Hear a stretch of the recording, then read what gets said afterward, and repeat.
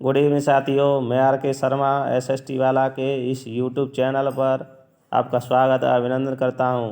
आज की जो अपनी क्लास होने वाली है चैप्टर नंबर 7 हिस्ट्री का जो चैप्टर है उसे कंप्लीट करेंगे। उसमें जितने भी महत्वपूर्ण पॉइंट बिंदु दिए हुए हैं उन्हें एक्सप्लेन करते हुए चलेंगे। चलो शुरू करते हैं आज का अपना सेशन बिना समय गंवाए हुए। सिर्फ देखने से कब पूर्ण होते हैं सपने? सपनों को यथार्थ बनाने के लिए निरंतर अभ्यास जरूरी है, अर्थात स्टडी जरूरी है। आप जब मेहनत करोगे, स्टडी करोगे, तभी आपके सपने पूरे होंगे और आपके सपनों को साकार करवाने के लिए हम आपके साथ हैं। आपके लिए सेलेक्ट मैटर लेकर आएंगे। चलो शुरू करते हैं आज का जो अपना सेशन है चैप्टर नंबर 7 राज्य से साम्राज्य। इस चैप्टर में मौर्य वंश जितना भी एनसीईआरटी बुक्स में है वही हमने यहाँ पर मेंशन किया है, अदरवाइज अलग से कुछ नहीं ऐड किया है। तो मौर्य वंश का जो संस्थापक है वह उसे यहाँ पर चंद्रगुप्त मौर्य बताया गया है, और जो चंद्रगुप्त मौर्य के पुत्र बिंदुसार और बिंदुसार के पुत्र अशोक, इन 3 शासकों के बारे में ही यहाँ पर दिया हुआ है। मौर्य वंश की जो स्थापना हुई थी उसमें चंद्रगुप्त की सहायता कौटिल्य ने की। कौटिल्य एक महात्मा ऋषि थे। कौटिल्य का अन्य नाम चाणक्य और विष्णुगुप्त भी है। कौटिल्य के द्वारा एक पुस्तक लिखी गई अर्थशास्त्र, इसका जो विषय है वह राजनीति है। यह एग्जामों में ज़्यादातर पूछा जाता है क्योंकि लोग अर्थशास्त्र का जो विषय अर्थशास्त्र लगा देते हैं, लेकिन यहाँ जो उन्होंने पुस्तक लिखी उसका विषय राजनीति से था। चलते हैं अपना जो अगला नेक्स्ट पॉइंट है अर्थशास्त्र। अर्थशास्त्र में जो चाणक्य हैं उन्होंने लिखा है कि जो भारत का उत्तर पश्चिम क्षेत्र था वह कम्बल के लिए, दक्षिण भाग सोने और कीमती पत्थरों के लिए प्रसिद्ध था। चलते हैं नेक्स्ट पॉइंट नजराना। नजराना और कर, इन दोनों में क्या अंतर है? नजराना एक प्रकार का ऐसा कर होता था जो अनियमित रूप से एकत्र किया जाता था, जबकि कर टैक्स ऐसा कर था जो नियमित ढंग से एकत्र किए जाते थे।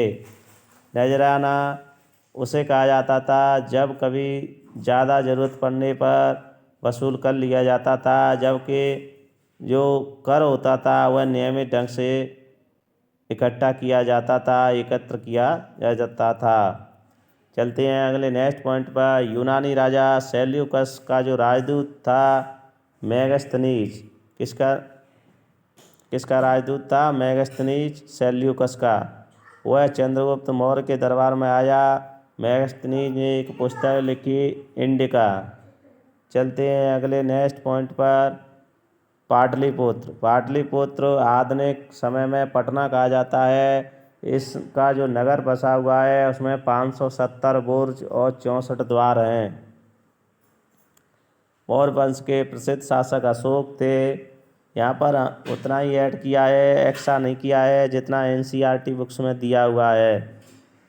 साथियों, पहले शासक क्वेश्चन पूछा जाता है, ऐसा पहला शासक कौन था जिसने अभिलेखों के द्वारा जनता तक संदेश पहुंचाया? तो कौन थे? महान सम्राट अशोक। इन्होंने जनता को अभिलेखों पर जो संदेश थे वह खुदवाए। अभिलेख आप जानते हैं यह पत्थरों और धातु के पत्रों पर उत्कीर्ण या खुदवाए लिखवाए जाते थे, उन्हें अभिलेख कहा जाता था। जनता के लिए संदेश पहुंचाने के लिए इसने रोडों के किनारों चौराहों पर अभिलेख खुदवाए। चलते हैं अगले नेक्स्ट पॉइंट। जो अभिलेख थे उनकी भाषा प्राकृत थी। लिपि जो भारत में अभिलेख पाए गए हैं उनकी लिपि ब्राह्मी थी, और जो उत्तर पश्चिमी पाकिस्तान में पाए गए हैं उनकी लिपि खरोष्टी थी, और जो अफ़गानिस्तान में पाए गए हैं अभिलेख उनकी लिपि ग्रीन यूनानी अर्थात अरामेइक थी।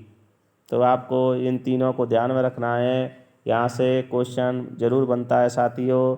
चलते हैं अगले नेक्स्ट पॉइंट कलिंग। कलिंग वर्तमान में उड़ीसा जो राज्य है उसकी राजधानी भुवनेश्वर है का प्राचीन नाम है। कलिंग युद्ध बाद में भविष्य में युद्ध न करने का निर्णय। कलिंग युद्ध के बाद सम्राट किसने? अशोक ने भविष्य में कभी युद्ध न करने का निर्णय लिया। क्यों?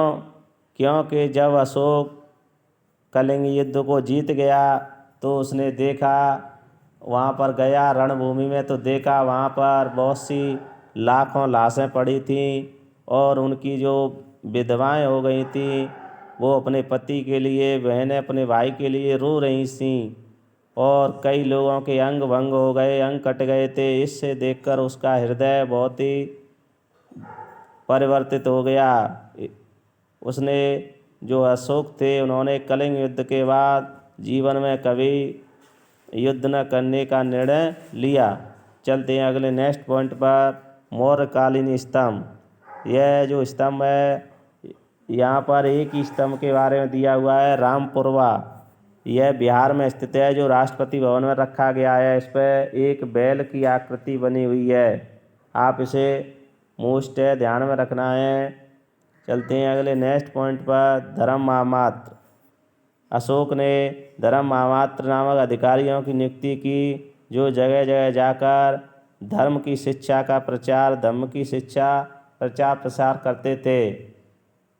साथियों, आज का चैप्टर अपना यहीं खत्म होता है। कल अध्ययन करेंगे चैप्टर नंबर 8, गांव, शहर, व्यापार। अगर वीडियो पसंद आए तो